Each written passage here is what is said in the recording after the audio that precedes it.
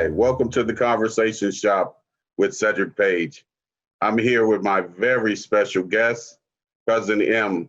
Cousin M, I want to thank you for being my guest today. I've had a lot of people, send me emails and send me texts and follow me on Facebook and see some of my comments. And they knew that, I had this show. And a lot of people were interested in my perspective on some of the topics or some of the issues that were going on out here in America and in our local communities. I want to thank you for being my first guest of the year, quite frankly. I think this is our first show of the year. So I want to thank you for being my first guest this year after COVID. And also, look forward to having the conversation about the state of Black America. I want us to have a conversation about multiple aspects of the state of our communities, the state of Black America, meaning, the protests. We're going to talk about that. We're going to talk about equity. What does equity really mean? What does racism really mean? What is discrimination? What are these terms that get thrown around so frequently? And most people don't know what they mean. So we're going to get some clarification on that. We're going to get some clarification, or perspective from a law enforcement, point of view. We're going to talk about COVID. We're going to talk about the state of Black America from our perspective. So again, Marcus, welcome. And let's begin. So any comments to start with? No particular comments. Just happy to be joining you again for a conversation that is needed. So let's get to it. I got you. Well, thank you. Well, let's start with, everyone seems to think that, George Floyd started this. George Floyd was the spark that blew up the bomb shed to me. So let's talk about that. Let's talk about what that represented to us as Black men, as men of color in America when we saw that. And what did that say to us about our lives? And let's take the time, or I want you to take the time to explain to someone that doesn't necessarily look like you and I, that doesn't necessarily come from the background that you and I come from, why this was so traumatic. Why are people so mad, and why are they acting out in such violent ways at times? So give me that perspective. So on my personal perspective, I can't speak for everyone, but as one of the two people on this conversation that have, grew up partially in the South, we have seen many George Floyds or heard of many George Floyds before, and it wasn't an eye-opener to us. And to several people across the United States, George Floyd was not, a rarity or a oddity, I should say.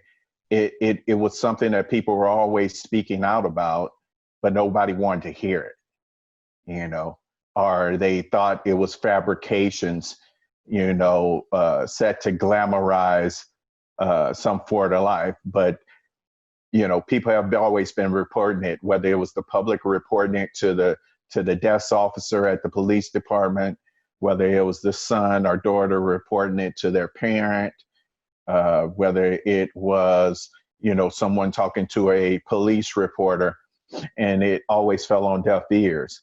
It wasn't until we faced this pandemic that people had no other distractions within their household, and they were a captive audience until they actually believed, as we say in the South, that fat meat was greasy, and basically meaning you had to actually show them and put it in their face and hold their head so they can look directly at the TV. The same thing that happened on the Edmund Pettus Bridge, during the Civil Rights era. Nobody believed any of that stuff until they saw it on the news. And you saw Bull Connor, the police, beating, innocent protesters who were just marching for the same rights that were presented and told to be had in the Constitution. Yeah, I agree. I agree totally, man. When I saw that, as you know, we've seen many of those growing up. We've heard about many of George Floyd's growing up. It just, the first thing was, it was shock. But, like most, the first thing that popped in my mind, oh, they're going to get off with it. The first thing you're going to hear is, wait, there has to be another story. There has to be another side to this. Oh, he had to be violent. Oh, he had to be resisting arrest. Oh, he deserved it. Oh, he was a drug addict. Oh, he had drugs in his system. Oh, he smoked some pot. That's the reason why, the knee on the back of the neck hurt him. All of this BS. And my motto is, if it looks like a duck, if it walks like a duck, if it talks like a duck, it's a damn duck. It's not a chicken. Don't tell me it's a squirrel. And I'm looking at the duck, I'm looking at it, right?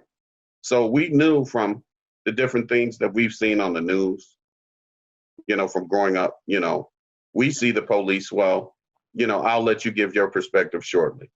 From my perspective growing up, I saw the police as a gang. I didn't see the police as anyone that I could particularly trust. And that's even with family members that were police officers. And that's me being honest, right? I would always go, well, dang, I want to talk to you when you're in uniform. You know what I'm saying? Because, what they say in F the Police by NWA, black cops showing out for the what? For the white cop. So, in those kinds of situations, I was worried because I didn't feel protected by the police. And quite frankly, sharing a story prior to George Floyd, right? I am driving a vehicle, to Minneapolis, Minnesota for work. This time I'm rushing to get there. It's on a Sunday because I got an early morning meeting on Monday. So I happen to not be dressed in a tie, shirt, suit. So I'm dressed in, sweatpants, and lo and behold, I forgot I had a hoodie on. Okay, bald-headed black guy with a hoodie on. Okay, so I'm driving. I'm on Wisconsin highways, and I'm by this two trucks going 80. I'm talking about the wind thing. I'm in a small vehicle that I rented, and the wind could swoop up. So I'm trying to get past them, basically. So this police officer literally sees this situation, sees me get in front of these trucks, and decides he wants to pull me over. I've been pulled over by the police before. But in this particular situation, I don't know if it was my angels, if it was God with me. I think it was God with me and my angels. But something said, Sedrick, this isn't going to be like a regular stop. So don't act out of pocket. Do the things that you've taught your son or told your son he should do. So this guy pulls me over. I'm heated because I'm looking at the speedometer because I keep my car on cruise control. So I know exactly the speed I was going. And it was like, I give it 8 miles over, but it was to pass. So it was clear what I was doing. So I'm a little irritated. So he comes up to the car, not on the driver's side. He comes to the car on the passenger side with his gun drawn. My hands are on the stern wheel. I'm looking straight ahead. What he doesn't know, I've already, prior to him getting out of his car, pulled my driver's license out of my wallet, placed it in my hand. So when he asked for it, there's no reason for him to shoot me, act like, oh, you're reaching. I wasn't giving him no excuses on some BS. So when he asked for the driver's license, I dropped it in a seat. I said, you're going to have to get it because I'm not reaching anywhere. My hand's on the steering wheel. So he reaches in, grabs it, head down, grabs it, runs back. And you can tell he's thinking, oh, I got one. I got one. What he doesn't know is I have zero record. Zero tickets, zero. Whole perspective changes in the car. Whole time I'm sitting, hand on steering wheel, not moving, not sudden motions, not giving him any reason to come back and say, oh, it was a comb, oh, it was a pen. Oh, you know, just the cell phone. I didn't want to flash. Nothing. He comes back, gives me this thing, right? This ticket. Doesn't apologize. No, he's out of line. To this day, I don't know and never seen his face because he tilted his hat down. All I saw was his gun. So what does that say to me as a law-abiding citizen who's out here going to work, feeling protected? So guys, we're gonna go to our next segment. We'll be back on the Conversation Shop.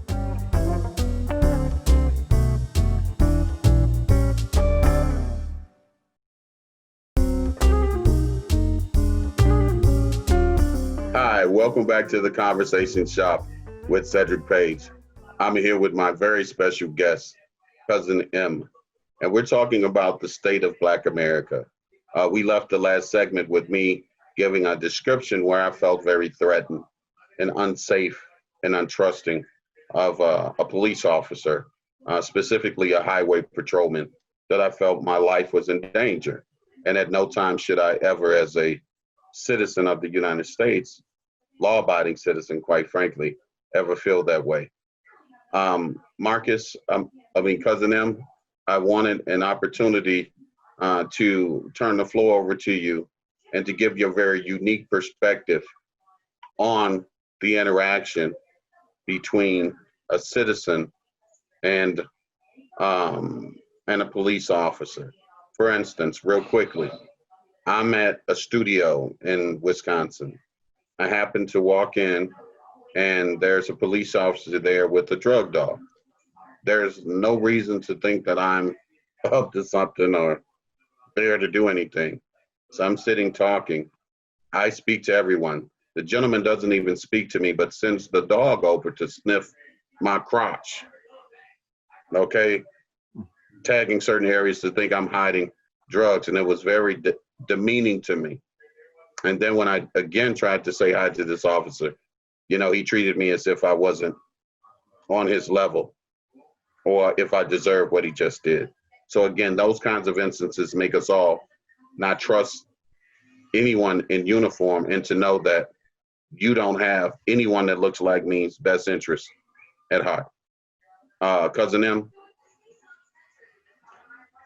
Okay, so I can approach it from several angles, but I think you wanted me to use my experience as a peace officer Yes. in answering this question. So Actually, I'll say, okay, as a young man dealing with the police, where I come from, where we were raised, the sheriffs that I knew went to school with my mother, and they were people like Mr. Clark and all of them. I never had a problem with any of them because they were friendly toward my family. It was almost like an Andy Griffin type thing. I didn't really start having a lot of problems with police until I moved to a metropolitan area away from the South, you know. And my first experience on the West Coast with the LAPD or Inglewood PD or any other PD in California, those were the ones that really kind of scarred me, you know, from being hit in the chest with a 4D cell light flashlight for not saying sir when I was asking a question, as I was stopped while walking to the store with 4 other buddies, and we weren't doing anything. We hadn't even went to high school yet. From being, you know, slammed for having on a Raiders jacket. I can't just be a fan. I have to be, gang related. They start, putting out symbolisms of what a gang member looks like, but a same white kid can have on a Raiders jacket and he's a fan, whereas I'm a thug or a gangbanger, even though you never saw me throw up a sign, flags, anything. Okay, so I'll say on the police perspective, police side, I'll say, once upon a time, there used to be a requirement that police lived within 25 to 50 miles of the communities that they policed. The reason for being that is they thought that your interaction with the community based upon community policing would allow you to be vested in that community. If you're vested in that community, then you care about what happens to the community, what happens to the people in the community.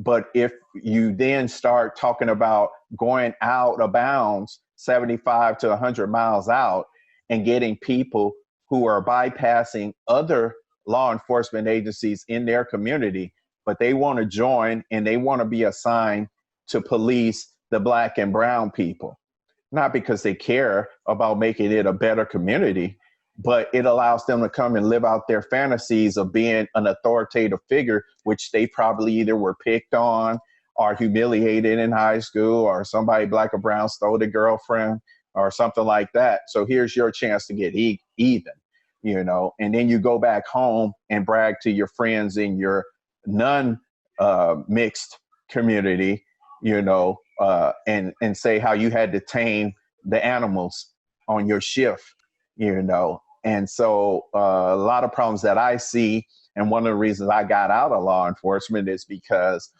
I based upon my upbringing, I can't sit back and be the one to let you do something like that, because you and I would be fighting on the crime scene, And so I knew I had to leave because I didn't have the mentality for that. You're blue, you're not with them, you're with us, and you're blue.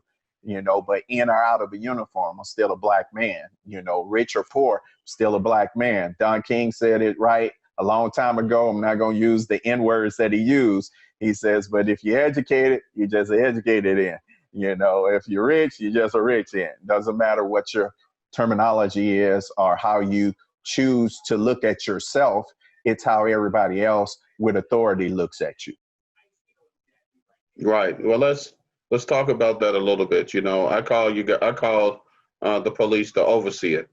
And the reason I call them that is because if you do the history of police department, they started out as overseers. They went out, caught slaves, abused slaves, beat slaves. Then after emancipation, you have free Blacks that are out. So they start to criminalize loitering, all kind of simple crimes, to criminalize them and to use the police departments as ways to monitor the free Blacks. So we've always seen them as non-safe entities for us. You can go back to, segregation, where you have Black activists, like in Mississippi burning, being accosted by the police department, police in jails, being let go, and being the police guy being a part of the organization that kills them. So that kind of infiltration, we're aware of. We are aware as people of color that those people exist on all police departments.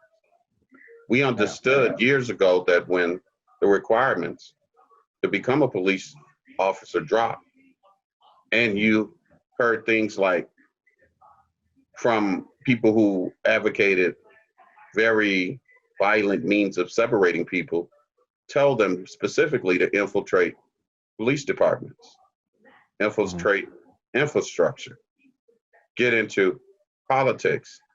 And then we're surprised that we're here now. Quite frankly, I'm not surprised at all that we're here. One of the things that, we've become too laxed. And, we put our own equity at jeopardy. And what I mean by that is, we walk around as people of color every day, and I have to just put it out there, like we're crazy. we walk around living in the matrix. This is what I mean. We walk around knowing that the schools we go to, every picture on the wall doesn't look like us mostly. Okay. The things that are represented in the books don't represent us equally at all. They make us feel like we came here slaves, all we ever were slaves, and that's all you'll ever be is a second-class citizen beneath me. You know, you have situations that socialize you into not wanting to be there, not wanting to, when they tell you you're not going to be anything but a criminal, then where's the motivation to continue going to school? When you go to places that stifle your desire to dream, your ability to see yourself as more than what you are, is stifled because of cultural things, right? So you go to schools, especially up here in the Midwest, where you may not have a teacher ever that was Black or another minority. So you're going to school with people that don't know anything about being you. They can't relate to being you. Your normal activity forces them to feel scared and threatened and want to put you out of the classrooms. They want to dehumanize you. They want to call you criminals. See, what they do is once it starts in the schools, then it's okay to do out in society. But here's the caveat. What we forget is schools are reflections of society. So if we live in a racist society dominated by white supremacy, where do you think that the indoctrination comes from? The indoctrination comes from the education of your youth. One of the smartest things that the Japanese ever did after the war, the United States wanted to go in and take over their educational system. They said, no, we will not give you the power to educate our children and to destroy their knowledge of who they are. That's what happened to us. It happened to us before 16 or 18 or whatever the exact date is. It happened when they first brought the first 100 slaves here, and they kept them here for 2 generations. And then 2 generations, they forgot who they were. And we've been suffering from that forever. Marcus, I'm gonna give you the floor to end this session with. Talk to me about equity. Equity. Okay. So in order to make an investment in yourself, you have to first know your history. So I'll harken back to one thing you said before I get to the equity, when you talked about what police officers were used for. They were known as slave patrols. And if you look at politics throughout the history of from that time to this time, is the wealthy can make a statement or vote their conscience by donating money. That's their conscience. And the whole thing is to keep their neighborhood safe. So they relied on key words, or code words to say how they wanted something to play out. If they felt a threat to a certain community, that community was policed harder than the others. Okay. And so if you look at our history with Black communities, when you're under more scrutiny, of course, you can find more things wrong. And then that is giving them their probable cause, or giving them the ability to create their probable cause or their reasonable suspicion to stop you. And if they didn't have anything, just the mere fact of making contact with you, they will find something to make, whether it's a headlight, whether it's a tail light, whether it's the bulb that's over your license plate, whether it's baby shoes hanging from the mirror. All of those can be reasonable reasonable cause, so when you're going outside of that fact, you want to take away things that they have. Okay, on the equity is we got to create our own thing. Okay, we know that there is at least $2.5 billion of equity that we control in the United States. That's what's making a lot of things change right now. So Black people need to do better and create their own. Okay, well, that creates to close out, I want to wrap up and what I meant by people of color walking around like we're loony. We're going to these schools, we're not represented. We're not represented in the books. We're indoctrinated in schools. We go out here to jobs. We go out here to the communities. We're not giving equity and pay. We work hard in corporations. We're not giving equity and promotions. We look out into the world every day and we live it as if we have equity, knowing that we don't, and we still don't go crazy. We're still spiritual people and we're still peaceful. That's the caveat. That's the secondary way of us having to live. We go out every day knowing that there's a landmine in front of our door every day, yet we do this. Guys, we'll be back on the Conversation Shop.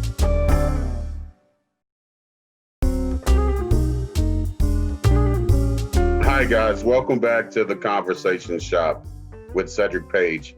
I'm here with my very special guest, Cousin M, and we're talking about the state of Black America.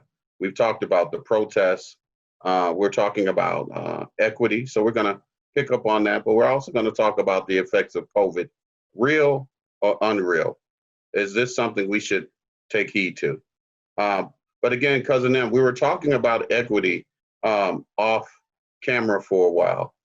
And, you gave me a very unique perspective on being a law enforcement officer, person of color, and what you have to navigate those first 90 days and how some of those, from my perspective, bad decisions about right and wrong are made and why they're made. Would you mind sharing that with my audience, please? Yeah, I think we've had this conversation on several times before, and I like to preface it by saying, in semblance to, I guess, the conversation about steroids, where people say, okay, you take steroids, you have roid rage because steroids makes you a horrible person. But no, steroids doesn't make you a horrible person. If you were a horrible person, you were a horrible person before the steroids. And so same thing with power and authority. If you were a horrible person, now that you have that power, it enhances it. And so I guess the thing that we're always looking at, especially when we see Black officers or minority officers, is we're looking at, okay, you're right here. You don't see what this guy is doing. You're doing this, you're doing that. But I would go as far as to say what we discussed. A lot of times people go into politics, which being a police officer is part of politicking. But a lot of people go into those fields and they have this bright-eyed, bushy-tailed thing of how they're going to go in and make a difference. But that culture, that subculture, is already established based upon how it originated as slave catchers, slave patrols. And so even if you see someone who has become the captain or the sheriff or the commander for that agency, usually there's someone who is of non-color who's pulling the strings because they control the unions. And so what happens to most Black police officers, or I should say some Black police officers, is they're saying, hey, I made this choice because this is what I'm trained for or whatever, and so I'm going to go into policing. But during that policing time, they have to adhere to evaluations. So your police officers, once you finish the academy, you have a year of field training time. And usually when you're out on doing your field training, you're doing it with a officer who has many years already on the force. Usually your FTO is a white officer who's been on the force for many amount of years. And that culture, that police culture, has already been bred into them. Even if they came in, bright-eyed, bushy-tailed, thinking a certain kind of way of how I'm going to make change in this department. And you go in and you get corrupted by, the presence of those officers saying, hey, you're blue now, you're with us. You're not with them anymore. You're blue, you bleed blue. They get you to buy into this alternate subculture. And what happens is that field training officer holds the balance of your career in his hand, whether or not you're a good officer or not, he may feel like you're not doing enough when you go out to respond to a call. So if you respond up on a call, for example, and you pull up and there's 5 guys, let's say, or 5 brothers or whoever, people of color hanging out, and that officer gets out and immediately throws one of the guys up against the car. You don't know why he did it. You don't know, nothing came out over the radio or radio call, but you don't want to feel left out or feel like you're not showing the same amount of aggression, because this guy's going to write your evaluation. So now you feel obligated to go out and emulate his actions. So he throws somebody up against the car. I said there was 5. You throw another person. You grab them up and throw them up against the car. And then you're basically feeding off of what you're seeing out of your peripheral. And so you're basically saying, hey, I got to do this to keep my job. But my statement was, is your job more important than, being able to face your children at home and look at them in the face and know that the same things could happen to them? Because your children don't wear a badge around their neck when they go out, and we've seen several Black police officers shot, even though they identified themselves as police officers. Mm-hmm. So, to throw that all to the wayside when you were probably raised with morals and family ethics and values, not to mention you are a culture that is coming in where usually you haven't been a police officer and you're hoping to clean up the interactions that you've had. If you can't see past that and know that when you take off that blue uniform, there's still a Black man underneath it, then I don't know what to tell you. And in saying that, I don't mean that you give a pass to Black or brown people or any culture when you see them committing a crime. I believe, just like they used to say about force, you use the specific amount of force that it needs to affect the arrest. Meaning, if the person is only coming at you with verbal words, they're verbally spawning with you and calling you MFs and this and this and this, that doesn't require your taser or your gun to be pulled out to pistol whip them or shoot them. Words, escalation of force is met by your verbal presence, being there in the first place, your verbal presence, hand or wrist controls, chemical agent, if the chemical agent's not working, then you can go to, chemical agent, pepper spray or something. And then if like that, then you can go to taser, baton, and then, finally, the last and final is firearm. You don't go straight to firearm. And, I was watching this movie When They See Us, and this little girl, she asked her uncle, who's a police officer. So we're going back to your scenario, right? Mm-hmm. So you're in training. Mm-hmm. Your supervisor, who happens to look like Scott, a Caucasian gentleman, gets out, right? White gentleman, grabs someone that looks like me, slams them, boom, to the car, head first, boom. But this time, in your scenario, it was someone else, a person of color. But in this situation, the other person isn't. It's someone that looks like Scott, is a white guy. Okay. Do you do the same thing? And if no, why don't you? Well, first of all, usually interactions between white officers and the public aren't met with the same aggression. Okay, unless that white patron or that white citizen is a drug addict. If that person is a drug addict, or say, for instance, you're arresting him for being a sex offender, okay? But any other time they met with courtesy, it's please, thank yous, and what can I do for you thrown around, in abundance.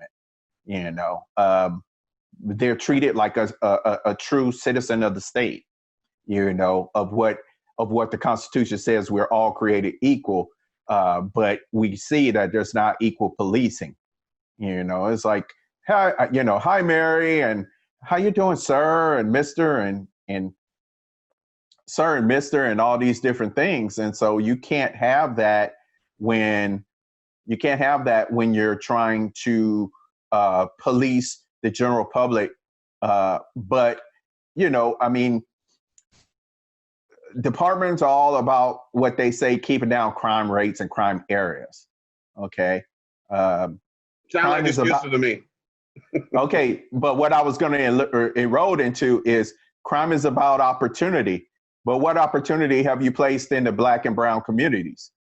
And so in order to build equity, there has to be opportunity. If you want to do those type of things, then you need to invest in those communities and treat those people with the same courtesies, that you treat everyone else. And that's what's missing in our society. Well, when we come back from this break, we're going to pick right back on that because you didn't answer my question. I want to know why. Yeah, I'm not going to let you scoot by it because, why do you make that decision? Because it's not right. And because you've been indoctrinated into that system because now you become an overseer.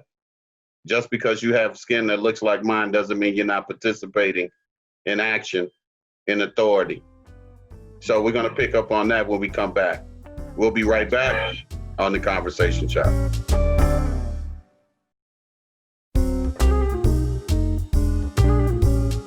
Welcome back to The Conversation Shop. And we're just going to dive right back into this conversation. Cousin M, we were having a conversation about some of the decisions that officers of color have to face. And quite frankly, you didn't answer my question. Why do you make very different decisions on interaction, aggressiveness, based upon, putting it bluntly, skin color? Who's in front of you? So you're indoctrinated, or officers, not you, Cousin M, but officers of color are indoctrinated into the system, indoctrinated into this overseer system. And once you're indoctrinated, you lie for each other. And then you try to tell someone tell me that a duck is a chicken. You try to tell me ducks can as chickens and snakes when I know it's a chicken and you know it's a chicken. So again, please, for my audience and for me, explain to me, for someone, and I know you're no longer in that space, so I understand why you made the decision to walk away. So explain to me and my audience, a little bit about that. Please tell us why. So again, getting back to what I said about following the lead of your veteran officer who is doing your evaluation, you feel like you're going to I'm gonna just go along with this just so I can pass my evaluation, and when I get out there on my own and I'm a single car, I'll be able to police how I want to police.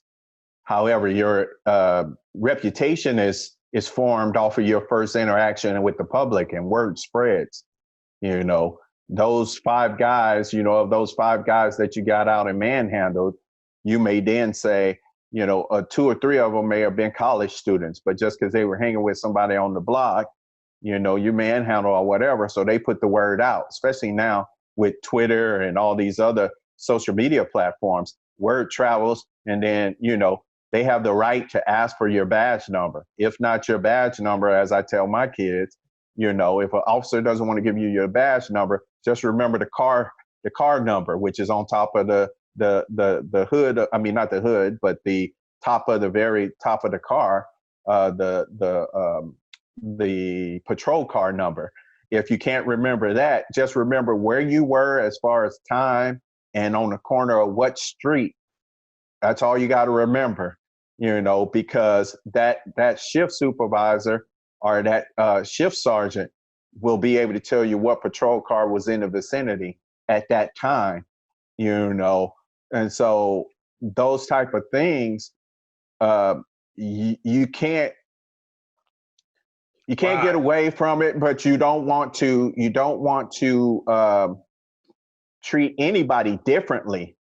But that is just how society is. All light or fair skinned or white people are non-threatening. Everybody who is black, brown, or otherwise, you meet them, with the amount of force that's necessary. And so who determines what's necessary? Department policy determines what's necessary. Also, whoever that officer is who's making that contact also determines what's necessary. Police have a lot of discretion.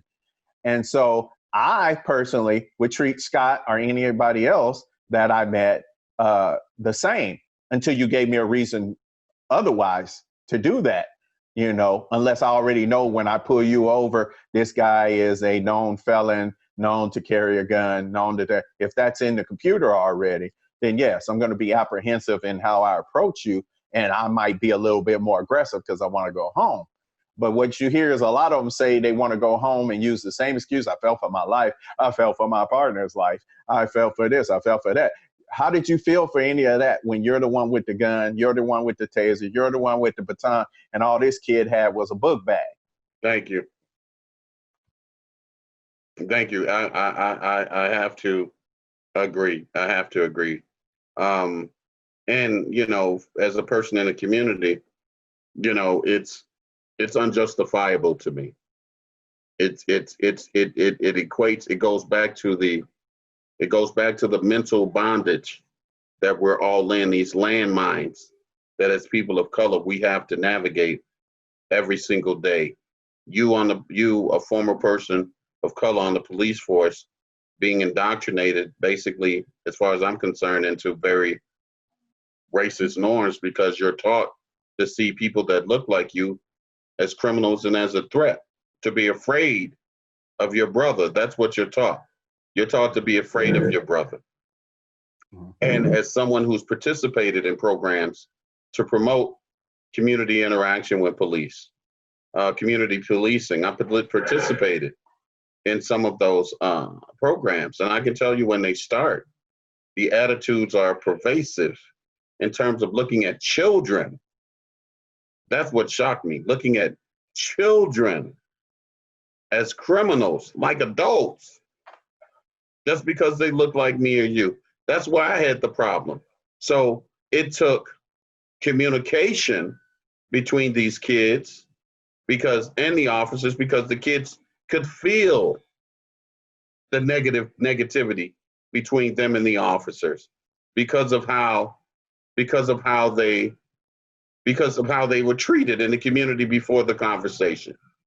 At the end of having the conversation, those perspectives completely changed. So I agree with you. Officers should live and work in the communities that they police. They shouldn't live in the suburbs and come over to the projects talking about they're going to police and then can use the excuse of, I'm afraid. I'm sure you are afraid. You don't live here.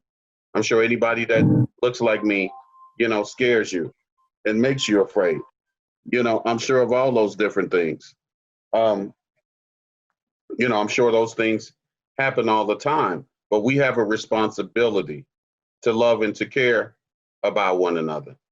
And as a person of color, I have to say that when I look out into the police force, even here in Madison, I don't feel protected. Most of the time, even as an African-American professional, I feel profiled.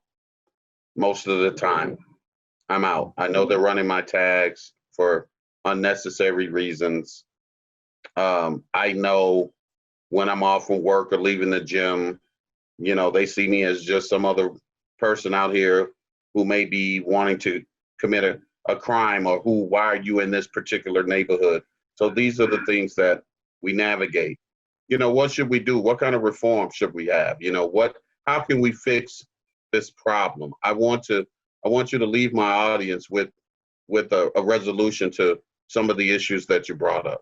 I think it was very valid to suggest that we do that, and I want to start there. First, I want to say I probably piss off some people. I think that the terminology that we're using in trying to restructure the police we need to move away from the word defund the police. You have a lot of people now that are on your side, but when you start off with defund the police, people who are borderline or people can be easily swayed, have everybody thinking that, oh, defund the police, and now there's nobody going to be there to help you when you need help. And that's something that's being pushed by one of the current commercials that are on now, where the lady calls in for 911 and the lady say, leave a message, we'll get back to you in 5 days. So stop saying defund the police. Say restructure the police. Okay.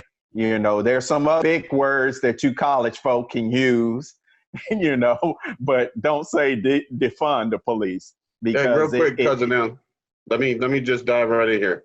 Please add defund the police unions. Now, I do believe in that. So the funding for the police union comes from the police officers' salaries. So that's not a state. The state doesn't fund those. That's fund from the police officer salaries, which is why they're always the police officer, whether they're doing something right or wrong. Their job is to protect them, because that money creates power, and that power is then used to wield political power. Okay. But you want you go ahead. You were gonna say something? No, how do we fix it? How do we fix it? Shit. You want to start investing. You want to start investing in the people that are in those communities, because those people have a true investment in there. So homegrown products. The problem is, because of old style policing, what has happened is they have gone through and dirtied the water by casual contact with a field interview of somebody walking to the store. They put that person in the system already in an urban community, just a contact, basic, rolling up on somebody, whether they were committing a crime or not. But then you want to do a field interview card on that citizen. And now you put that person in the system. What they used to always get out and say to black citizens that they would stop, especially young black men, is that the first thing they want to lead off with is, what's your gang name? Who you run with? You ain't asked me nothing about my name, where I was going. The first thing you insinuate that I'm a gang member because I'm a black guy walking in an urban community. So you have to get people in that are coming from within the community. You have to put on the hiring. You can't let it be hired specifically by the police. It has to be citizens on the hiring board. And it has to be penalties where, the last and final thing, there has to be penalties where when somebody violates the rights or civil rights of somebody, the lawsuits are paid out of the union dues for those police unions, not the city using taxpayer money to pay for this person's indiscretion. Mm-hmm. I agree. That's three other things that I think. I agree with you totally on the ways that we can fix the system with police reform. Last but not least, since we were talking about the state of Black America, I want to round about to that and end the show with this. As Black, brown people of color, we have to be mindful of it. And quite frankly, let me state, this show, we love everybody. One thing I will say, that if we don't move forward together, we don't move forward. That's a fact. And we have to move forward united. One thing I love about the movement now is that it's encompassing of everyone, all shades, all colors, the youth.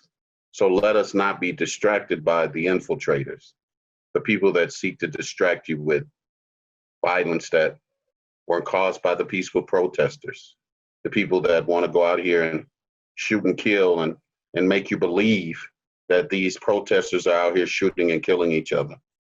Be mindful of the news that you watch every day that promotes and sends a certain narrative to you. Be mindful of that narrative. The narrative may be false. So in these trying times, we all have to be mindful. We all have to be well read. And first and foremost, in the midst of COVID, when we can't be social, Value family, value those times to read, value those times to research. Look in the mirror at yourself and do some soul searching. And just understand that in this country, in this world, we all want the same things: life, liberty, and the pursuit of happiness. We all want to take care of our families. We all love our families. Let's focus on those common things that make us Americans. Those common threads are what's going to keep us together and what's going to push us forward here in Madison, in the United States, in California. And let us not be fooled by the serpent. You know what a forked tongue is. You know what lies are. When the dust settles, you know what the truth is. So I challenge my audience to be truth seekers. Truth seekers.